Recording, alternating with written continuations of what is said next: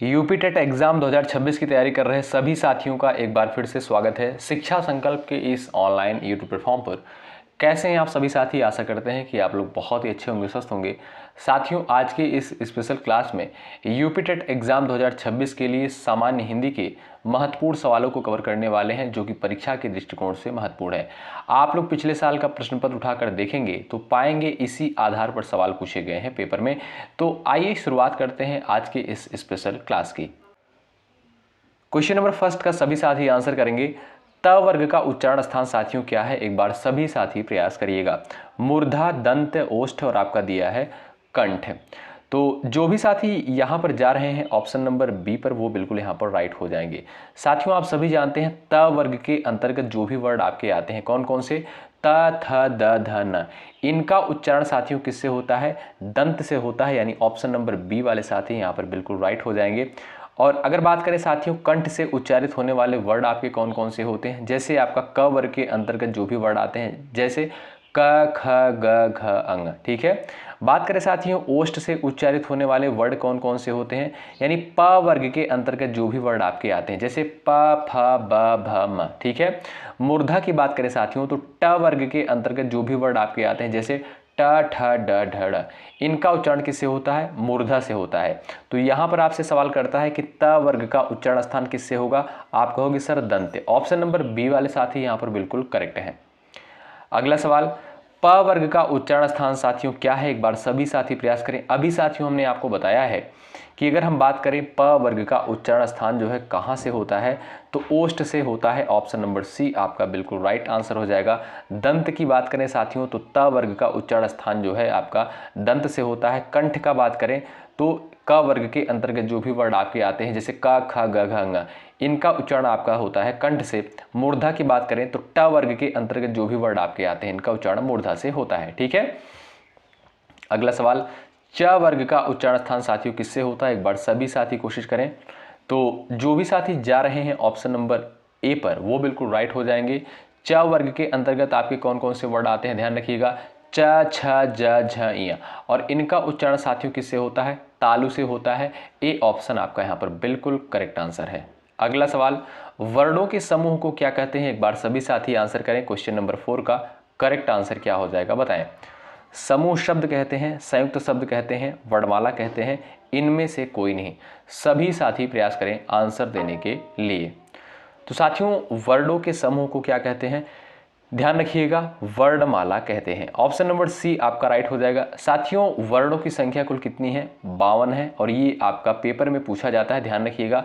बात करें साथियों, स्वर कितने हैं? स्वरों की संख्या साथियों 11 है, और व्यंजन कितने हैं? 33 आपके जो है व्यंजन है। इन सारे पॉइंट्स को, ये बेसिक जानकारियां हैं लेकिन बहुत ही महत्वपूर्ण है।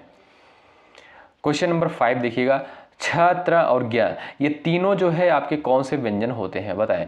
संयुक्त व्यंजन, ऊष्म व्यंजन, तवर्गीय व्यंजन, इनमें से कोई नहीं। फटाफट आंसर देने का प्रयास करें। चलिए, आपका सही आंसर साथियों क्या हो जाएगा? अगर साथियों हम बात करें छ, त्र, ज्ञ और आपका श्र, साथियों ये आपके जो चार होते हैं, ये क्या होते हैं? संयुक्त व्यंजन के अंतर्गत आते हैं। ध्यान रखें साथियों, आपका यहाँ पर ए ऑप्शन बिल्कुल राइट आंसर हो जाएगा। ध्यान रखें। अगर हम आपसे पूछें कि छ का निर्माण किससे होता है, तो क हलंत प्लस श से जो है इसका निर्माण होता है साथियों। त्र की बात करें तो त हलंत प्लस र से इसका निर्माण होता है। ज्ञ की बात करें ज हलंत प्लस इ से इसका निर्माण होता है। श्र की बात करें साथियों तो बड़ा श हलंत प्लस र से जो है इसका निर्माण होता है। बहुत ही महत्वपूर्ण हो साथियों संयुक्त व्यंजन, यहाँ से सवाल पेपर में बनते हैं। ऊष्म व्यंजन की साथियों अगर हम बात करें तो तीनों श को आप लोग शामिल कर लीजिए। तीनों श आपके हो गए, उसके बाद इसमें एक आप ह जोड़ दीजिए, ये आपके जो है ऊष्म व्यंजन के अंतर्गत आते हैं। ठीक है। तो यहाँ पर जो भी साथी ए ऑप्शन पर गए हैं वो बिल्कुल राइट है। अगला क्वेश्चन देखें, पुस्तक जो है कौन सा शब्द है बताइएगा साथियों। एक बार सभी साथी कोशिश करिएगा, राइट आंसर आपका क्या हो जाएगा बताएं। पुस्तक जो है ये आपका कैसा शब्द है? तद्भव है, तत्सम है, देशज है या विदेशज है? जो भी दोस्त बता रहे हैं ऑप्शन नंबर बी वो बिल्कुल राइट है, ये आपका एक तत्सम शब्द है। अगला सवाल, आग साथियों ये आपका कैसा शब्द है बताइएगा। फटाफट आंसर करें आप लोग। आग जो है ये आपका कैसा शब्द हो जाएगा? तो जो भी साथी बी ऑप्शन पर गए हैं वो बिल्कुल राइट हैं। आप जानते होंगे साथियों आग का तत्सम क्या होता है? अग्नि होता है। क्या साथियों? अग्नि होता है, ध्यान रखें। तो यहाँ पर जो भी साथी बी ऑप्शन पर गए हैं वो बिल्कुल राइट है। एक बार सभी साथी सेशन को लाइक कर दीजिएगा, शेयर कर दीजिएगा अपने सभी साथियों के पास जो भी साथी यूपी टेट एग्जाम 2026 की तैयारी कर रहे हैं। यदि आप मेहनत के साथ अभी से लग चुके हैं तो जरूर जुड़िएगा शिक्षा संकल्प के इस यूट्यूब प्लेटफॉर्म से। निश्चित रूप से साथियों यहाँ से आपको हेल्प मिलेगी। पृथ्वी कौन सा शब्द है बताएं। चलिए फटाफट आंसर दीजिएगा। पृथ्वी साथियों ये आपका कैसा शब्द है? तत्सम है, तद्भव है, देशज है या आपका इनमें से कोई नहीं? चलिएगा तो यहां पर साथियों आप देखिएगा ए ऑप्शन आपका बिल्कुल राइट आंसर हो जाएगा। पृथ्वी जो है आपका एक तत्सम शब्द है। आगे बढ़ते हैं और ये रहा आपके सामने अगला सवाल। टेबल जो है आपका कौन सा शब्द है बताइएगा, फटाफट आंसर देने का प्रयास करें। टेबल जो है साथियों ये आपका कैसा शब्द है बताएं। देशज है, तद्भव है, विदेशज है या आपका दिया है इनमें से कोई नहीं? तो ध्यान रखें साथियों ये आपका एक विदेशी भाषा का शब्द है। ऑप्शन नंबर सी वाले दोस्त यहाँ पर बिल्कुल राइट है। नाक साथियों ये आपका कैसा शब्द है बताइए। यौगिक है, रूढ़ है, योग रूढ़ है या इनमें से कोई नहीं? बताएं। सटीक आंसर क्या हो जाएगा? सभी साथियों का आंसर आना चाहिए सवाल के लिए, बताइएगा। क्वेश्चन नंबर 10 का करेक्ट आंसर आपका क्या हो जाएगा? तो साथियों आप देखिएगा ये जो है आपका एक रूढ़ शब्द है। जो भी साथी बी ऑप्शन पर गए हैं वो बिल्कुल यहाँ पर करेक्ट आंसर उनका हो जाएगा। बी ऑप्शन आपका राइट है, ठीक है। अगला सवाल देखिए, फूल कौन सी संज्ञा है बताइए। चलिए समूहवाचक, जातिवाचक, व्यक्तिवाचक, भाववाचक। साथियों इस क्लास को आप लोग एक टेस्ट के माध्यम से लीजिएगा, देखिए आप कितने क्वेश्चंस को सही करते हैं। फूल जो है साथियों ये आपकी कैसी संज्ञा है? तो यहाँ पर साथियों देखिएगा ये आपका जातिवाचक के अंतर्गत आएगा। ऑप्शन नंबर बी बिल्कुल राइट आंसर हो जाएगा, क्योंकि फूल शब्द साथियों फूल पूरी जाति का जो है बोध करा रहा है। अगर मैं आपसे कहूँ गुलाब का फूल तब आप कहोगे ये व्यक्तिवाचक संज्ञा है, ठीक है। गेंदा का फूल हो गया ये आपका व्यक्तिवाचक संज्ञा के अंतर्गत आएगा। लेकिन सिर्फ और सिर्फ फूल अगर मैं आपसे कहूँ तो ये आपका जातिवाचक के अंतर्गत आएगा, क्योंकि पूरी फूल जाति का बोध करा रहा है। ऑप्शन बी करेक्ट है। अगला सवाल, ईमानदारी कौन सी संज्ञा है बता दीजिए। क्वेश्चन नंबर 12 का राइट आंसर क्या है? चलिए ईमानदारी साथियों ये आपकी कैसी संज्ञा है? व्यक्तिवाचक, भाववाचक, समूहवाचक, इनमें से कोई नहीं? फटाफट आंसर करें और पूरी ऊर्जा के साथ आप लोग इस क्लास में बने रहिएगा। चलिए तो जो भी दोस्त यहाँ पर जा रहे हैं भाववाचक संज्ञा पर वो बिल्कुल यहाँ पर राइट हो जाएंगे। आप सभी जानते हैं साथियों ईमानदारी क्या है, एक भाववाचक संज्ञा है। भाववाचक संज्ञा साथियों क्या होती है, यानी इसे आप छू नहीं सकते हो, सिर्फ और सिर्फ महसूस कर सकते हो। यानी इसे आप किसी थाली किसी प्लेट में परोस नहीं सकते हो, सिर्फ और सिर्फ आप इसे क्या कर सकते हो, महसूस कर सकते हो। यानी ईमानदारी हो गया आपका। आपसे अगर कहूँ मिठास क्या है, ये भी आपकी जो है भाववाचक संज्ञा के अंतर्गत आएगा, ठीक है। तो बी ऑप्शन आपका यहाँ पर बिल्कुल राइट आंसर है। अगला सवाल, लंबोदर कौन सा शब्द है बताइएगा साथियों। चलिए आपका सटीक आंसर क्या हो जाएगा, एक बार कोशिश करें आप लोग। लंबोदर कौन सा शब्द है? रूढ़ है, यौगिक है या आपका योग रूढ़ है या इनमें से सभी? बताएं आपका सटीक आंसर क्या हो जाएगा। एक बार सभी साथी प्रयास करिएगा, आपका करेक्ट आंसर क्या है। तो जो भी साथी यहाँ पर बता रहे हैं योग रूढ़ है, योग रूढ़ वाले यहाँ पर बिल्कुल राइट हैं। ऑप्शन नंबर सी साथियों बिल्कुल आपका सटीक आंसर हो जाएगा। अगला सवाल, सोना कौन सी संज्ञा है बता दीजिए साथियों। चलिए सोना जो है ये आपकी कैसी संज्ञा है? यानी सोना यानी स्लीप वाला सोना नहीं साथियों, यानी गोल्ड, इसका मतलब ये है, ठीक है। चलिए भाववाचक, समूहवाचक, द्रव्यवाचक, इनमें से कोई नहीं? क्वेश्चन नंबर 14 का राइट आंसर क्या हो जाएगा? आप कहोगे सर ये आपका द्रव्यवाचक के अंतर्गत आएगा। ऑप्शन नंबर सी वाले दोस्त यहाँ पर राइट है। अगला सवाल, मैं, ये जो साथियों दिया है मैं शब्द, ये कौन सा पुरुष है? उत्तम है, मध्यम है, अन्य है, इनमें से कोई नहीं? बताएं। क्वेश्चन नंबर 15 का राइट आंसर क्या है, फटाफट बताएं। चलिए उत्तम है, मध्यम है, अन्य पुरुष है। आप कहोगे सर ये आपका उत्तम पुरुष के अंतर्गत आएगा, यानी खुद के बारे में कहा गया मैं, मुझे, ये सभी क्या है, ये आपका उत्तम पुरुष के अंतर्गत आता है। ए ऑप्शन बिल्कुल राइट आंसर है। अगला सवाल, पुष्प कौन सा शब्द है? तत्सम, तद्भव, देशज, विदेशज? बताएं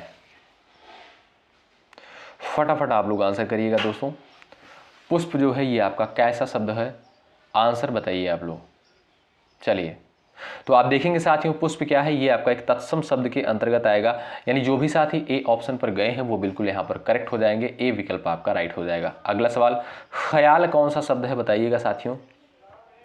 चलिए ख्याल जो है आपका साथियों ये आपका कैसा शब्द है, एक बार कोशिश करें आप लोग। चलिए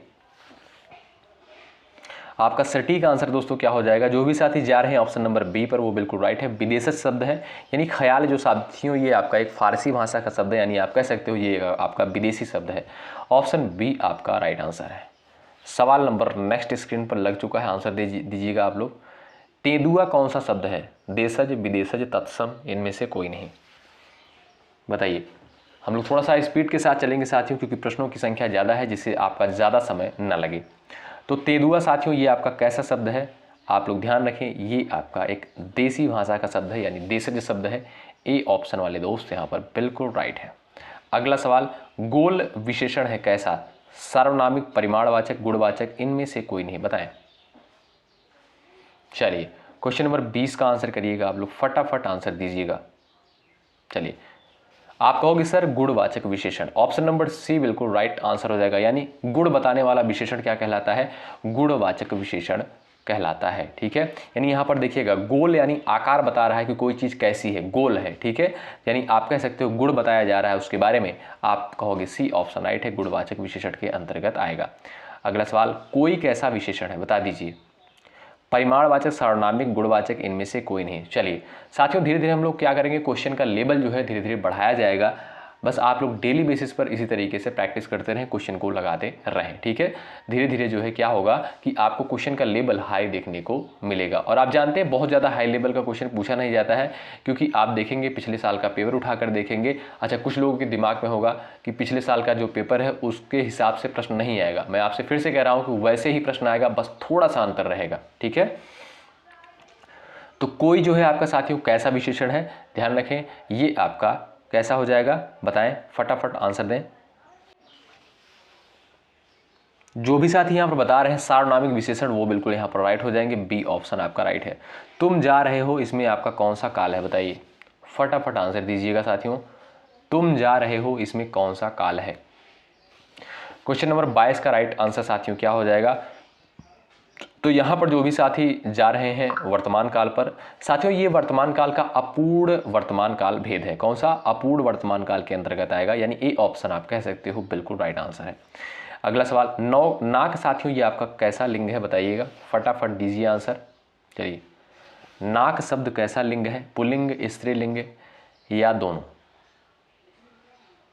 चलिए सही उत्तर क्या हो जाएगा, एक बार सभी साथी प्रयास करें, आपका राइट आंसर क्या है। चलिए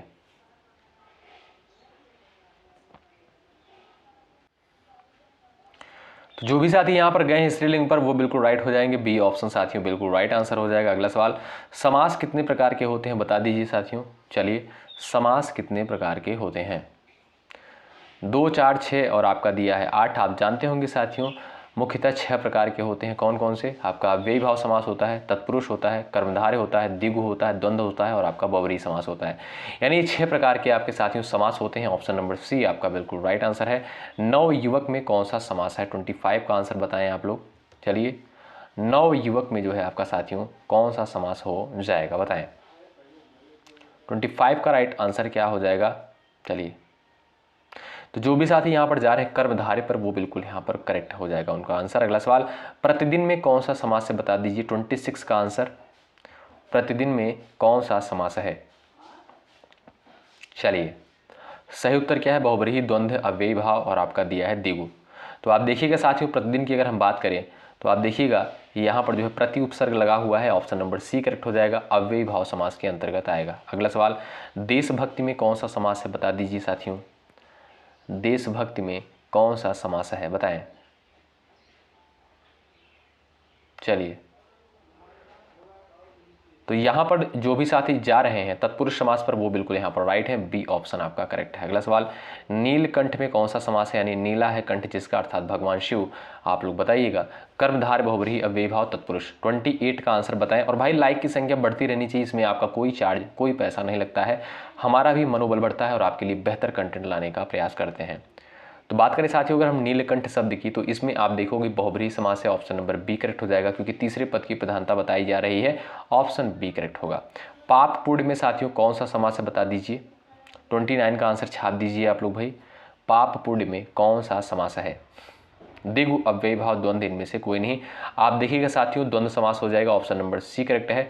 द्वंद्व समास की परिभाषा साथियों क्या होती है? ऐसे समास जिसमें दोनों पद की प्रधानता होती है, वहां पर आपका द्वंद्व समास होता है। पाप का अर्थ अलग है, पुण्य का अर्थ अलग है, यानी दोनों का अर्थ निकल रहा है, यानी दोनों पद प्रधान है, आप कह सकते हो ये आपका द्वंद्व समास का एग्जाम्पल है। अगला सवाल, दोपहर में कौन सा समास है? बता दीजिए फटाफट। चलिए, दोपहर में कौन सा समास है? आंसर क्या हो जाएगा बताएं। तो जो भी साथी यहाँ पर जा रहे हैं द्विगु समास पर, वो बिल्कुल राइट है। दोपहर में आपका द्विगु समास हो जाएगा। द्विगु समास की परिभाषा क्या होती है? इसमें पहला पद आपका संख्यावाची होता है। अब यहाँ पर 30 सवाल हो गए। अब यहाँ पर साथियों 20 सवाल और आपको करने हैं, और आप लोग अंत तक बने रहिएगा, यानी पूरे 50 सवाल इस क्लास में आपको करवाए जाएंगे, और आप लोग लास्ट में बताइएगा कि आपने कितना स्कोर किया है। मैं आज नहीं पढ़ूंगा कौन सा वाक्य है? बताइए। निषेधवाचक, विधिवाचक, आज्ञावाचक, संकेतवाचक। मैं आज नहीं पढ़ूंगा, ये आपका साथियों एक निषेधवाचक वाक्य हो जाएगा। ए ऑप्शन वाले साथी यहाँ पर राइट है। अगला सवाल, ओह यह पिट ही गया, यह कैसा वाक्य है? विधिवाचक, विस्मयवाचक, संकेतवाचक, इनमें से कोई नहीं। क्वेश्चन नंबर 2 का आंसर करें, फटाफट आंसर दीजिएगा आप लोग, बताइए। ओह यह पिट ही गया, यहाँ पर देखिएगा साथियों विस्मयादिबोधक चिन्ह आपका लगा हुआ है, ठीक है। ये विराम जो है विस्मयादिबोधक है। आप कहोगे सर विस्मयवाचक के अंतर्गत आएगा, बी ऑप्शन वाले साथी राइट है। अगला सवाल, सवाल नंबर नेक्स्ट आपके स्क्रीन पर है साथियों, यदि तुम चलो तो मैं भी चलूं, यह कौन सा वाक्य है? विस्मयवाचक, आज्ञावाचक, संकेतवाचक, निषेधवाचक वाक्य बताएं। यदि तुम चलो तो मैं भी चलूं, यह आपका साथियों कैसा वाक्य हो जाएगा? एक बार सभी साथी प्रयास करें। तो आप कहिएगा साथियों ये संकेतवाचक के अंतर्गत आएगा, ऑप्शन नंबर सी बिल्कुल राइट आंसर हो जाएगा, क्योंकि संकेत दिया जा रहा है, यदि तुम चलोगे तो मैं भी चलूंगा, ऑप्शन नंबर सी राइट है। तुम अपने काम में सफल रहो, कौन सा वाक्य है? इच्छावाचक, संदेहवाचक, विधिवाचक, इनमें से कोई नहीं। फटाफट छाप दीजिए क्वेश्चन नंबर 4 का आंसर आप लोग। चलिए, तुम अपने काम में जो है सफल रहो, यानी ये हमारी इच्छा है कि आप अपने काम में सफल हों, यानी आप कह सकते हो ये आपका इच्छावाचक वाक्य है, ऑप्शन नंबर ए राइट है। अगला सवाल, रस भरा में कौन सा तत्पुरुष समास है? बताइए। चलिए, रस भरा में कौन सा तत्पुरुष समास है? फटाफट आंसर दीजिए। अगर इसका समास विग्रह आप करेंगे क्या हो जाएगा? रस से भरा। क्या? रस से भरा इसका जो है समास विग्रह हो जाएगा, यानी आप कह सकते हो साथियों ये आपका करण तत्पुरुष के अंतर्गत आएगा, क्योंकि करण कारक का कारक चिन्ह क्या होता है? से होता है। कर्ता ने कर्म को करण से, ठीक है। अगला सवाल, स्वर्ग प्राप्त कौन सा तत्पुरुष समास है? बताएं, फटाफट आंसर दीजिएगा। आपका सटीक आंसर क्या हो जाएगा? स्वर्ग प्राप्त में कौन सा समास है? तो यहाँ पर जो भी साथी जा रहे हैं ऑप्शन नंबर ए पर, वो बिल्कुल राइट है। स्वर्ग प्राप्त का जब समास विग्रह करेंगे क्या हो जाएगा? स्वर्ग को प्राप्त। और को कारक विभक्ति किसका होता है साथियों? कर्ता का, कर्म का होता है, कर्ता ने कर्म को, यानी आप कह सकते हो ए ऑप्शन आपका राइट है। अगला सवाल, यथासंभव में साथियों कौन सा समास है? बता दीजिए। 37 का आंसर कर दीजिए। यथासंभव में कौन सा समास है? द्विगु तत्पुरुष, अव्ययी भाव, कर्मधारय। तो पहला पद आप देखिएगा साथियों यहाँ पर यथा अव्यय है, आप कहोगे सर यहाँ पर अव्ययी भाव समास हो जाएगा, सी ऑप्शन राइट है। अगला सवाल ये रहा आपके सामने, वीणा पाड़ी में कौन सा समास है? चलिए फटाफट आंसर दीजिएगा साथियों, वीणा पाड़ी में कौन सा समास है? तो यहाँ पर साथियों आपका राइट आंसर क्या हो जाएगा? जो भी साथी बता रहे हैं बहुब्रीहि समास, वो बिल्कुल यहाँ पर राइट हो जाएंगे, ऑप्शन नंबर सी बिल्कुल राइट आंसर हो जाएगा। वीणा पाड़ी का साथियों समास विग्रह क्या हो जाएगा? वीणा है जिसके हाथ में, यानी अर्थात माता सरस्वती, ठीक है। तीसरे पद की प्रधानता बताई गई है, ऑप्शन नंबर सी है बहुब्रीहि समास। ये रहा अगला सवाल, दुवन्नी में कौन सा समास है? अव्ययी भाव, कर्मधारय, बहुब्रीहि, द्विगु। फटाफट आंसर दीजिएगा साथियों। दुवन्नी क्या है साथियों? आप देखिएगा पहला पद आपका क्या है? आप कहोगे सर पहला पद जो है संख्यावाची हो जाएगा, ठीक है। तो यानी जो भी साथी यहाँ पर जा रहे हैं द्विगु समास पर, वो बिल्कुल यहाँ पर राइट है, ऑप्शन नंबर डी करेक्ट है। ये रहा साथियों आपके सामने सवाल नंबर 10, पदबंध कितने प्रकार के होते हैं? बता दीजिएगा साथियों, पदबंध जो है कितने प्रकार के होते हैं? फटाफट आंसर दीजिएगा आप लोग। चलिए आपका राइट आंसर क्या हो जाएगा? एक बार सभी साथी कोशिश करें।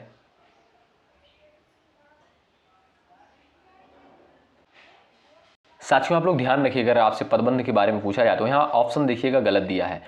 पदबंध के साथियों 8 भेद होते हैं। कौन कौन से? आपका संज्ञा पदबंध होता है, सर्वनाम पदबंध होता है, क्रिया पदबंध, विशेषण पदबंध, क्रिया विशेषण पदबंध, संबंध बोधक पदबंध, समुच्चय बोधक पदबंध, विस्मयादि बोधक पदबंध, यानी 8 आपके जो है क्या होते हैं, पदबंध होते हैं।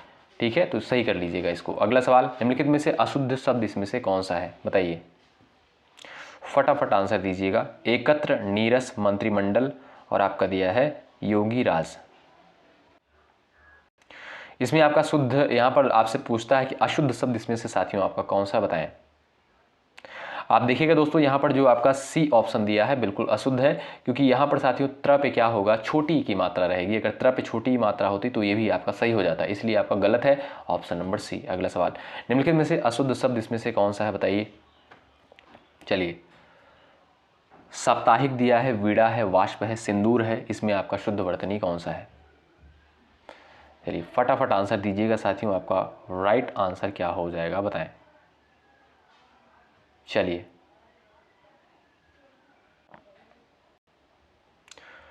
फटाफट आंसर दीजिएगा। क्वेश्चन नंबर 12 का देखते हैं ऐसे कितने साथी हैं जिनका आंसर आता है। तो आप देखेंगे साथियों, सिंदूर, वाष्प और आपका वीड़ा, ये तीनों आपके सही है, ठीक है, लेकिन साप्ताहिक जो है आपका गलत लिखा गया है। अगर स में आ की मात्रा होती तब आपका ये भी सही हो जाता है, यानी स पे आ की मात्रा लगेगी तब आपका साप्ताहिक सही होगा। ये ऑप्शन राइट है। अगला सवाल, निम्नलिखित में से अशुद्ध शब्द इसमें से कौन सा है, बताइए।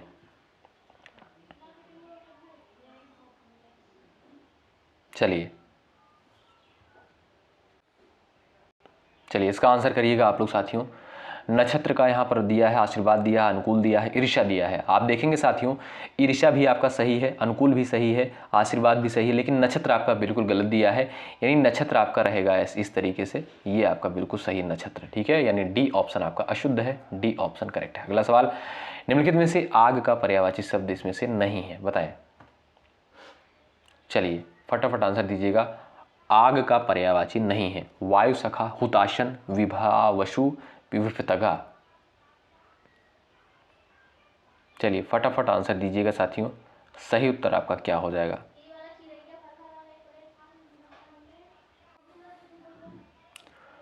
चलिए आंसर करिएगा, आपका राइट आंसर क्या है। चलिए तो आप साथियों ध्यान रखिएगा, विपतगा जो है किसकी पर्यायवाची होता है, ये आपका नदी हो गया, सरिता हो गया, ठीक है, तो डी ऑप्शन आपका राइट है। अगला सवाल, निम्नलिखित में से इच्छा का पर्यायवाची शब्द नहीं है, बताएं। लिप्सा, कामना, यातना, स्पृहा। फटाफट आंसर दीजिएगा।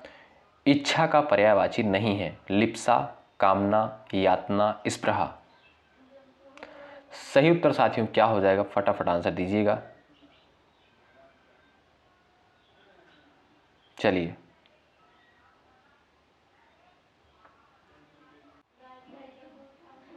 तो आप कहोगे साथियों यहाँ पर जो आपका यातना दिया है ये आपका साथियों इच्छा का पर्यायवाची नहीं है, ऑप्शन नंबर सी वाले साथी यहाँ पर बिल्कुल राइट है। नेक्स्ट सवाल है, निम्नलिखित में से पानी का पर्यायवाची शब्द नहीं है, बताइए। सही उत्तर क्या है, एक बार कोशिश करें आप लोग। पानी का पर्यायवाची नहीं है। अम्बु, सर, मेघ, पुष्प, नीर, 4 विकल्प दिए हैं, फटाफट आंसर दीजिए आप लोग। तो यहाँ पर साथियों आपको राइट आंसर क्या हो जाएगा, ऑप्शन नंबर बी आपका राइट है। अगला सवाल, निम्नलिखित में से घर का पर्यायवाची शब्द नहीं है। पावक, सदन, शाला, निकेतन। फटाफट आंसर दीजिएगा। तो बिल्कुल सिंपल सा क्वेश्चन है, अब इससे ज़्यादा सिंपल क्या हो सकता है। आप देखिए, निकेतन, शाला, सदन, ये तीनों आपके जो है घर के पर्यायवाची शब्द होते हैं, लेकिन साथियों पावक जो है आपका घर का पर्यायवाची नहीं। अच्छा, किसका पर्यायवाची है पावक, आप लोग बताइए कमेंट बॉक्स में, देखते हैं किसका आंसर आता है। क्वेश्चन नंबर नेक्स्ट स्क्रीन पर है, विशेषण कितने प्रकार के होते हैं, बताइए। विशेषण आपके कितने प्रकार के होते हैं, फटाफट आंसर दीजिएगा साथियों। आप कहिएगा सर यहाँ पर जो है 4 प्रकार के होते हैं, ऑप्शन नंबर बी आपका राइट आंसर हो जाएगा, ठीक है। जो भी साथी बी ऑप्शन पर गए हैं वो बिल्कुल यहाँ पर राइट हो जाएंगे। आगे बढ़ें, अगला सवाल ये रहा। सवाल नंबर नेक्स्ट है, सर्वनाम कितने प्रकार के होते हैं, बता दीजिएगा साथियों। सर्वनाम आपके कितने प्रकार के होते हैं, 3, 4, 5 और आपका दिया है 6। आप जानते होंगे साथियों 6 प्रकार के सर्वनाम होते हैं। पुरुषवाचक, निश्चयवाचक, अनिश्चयवाचक, संबंधवाचक, प्रश्नवाचक और आपका होता है निजवाचक सर्वनाम, ठीक है। और ये आज की क्लास का साथियों लास्ट क्वेश्चन, इसका आंसर आप लोग करिएगा। उत्पत्ति की दृष्टि से शब्दों के कितने भेद होते हैं, देखते हैं ऐसे कितने साथी हैं जिनका आंसर आता है क्वेश्चन नंबर 20 का। ठीक है, आपने इन 50 सवालों में से कितना स्कोर किया है ज़रूर कमेंट बॉक्स में बताइएगा। ये क्लास आपको कैसी लगी ज़रूर कमेंट बॉक्स में आप लोग बताएं। आशा करता हूँ कि क्लास आपको बहुत बेहतरीन लग रही होगी, जो यूपी टेट की क्लासेस आपको दी जा रही हैं, और इसका आंसर साथियों आप लोग ज़रूर करिएगा। ठीक है, अभी बहुत सारे प्रैक्टिस सेट आपको प्रोवाइड करने हैं, आप लोग बने रहिएगा, जुड़े रहिएगा। मिलते हैं आपसे अगली क्लास में, तब तक के लिए जय हिंद, जय भारत।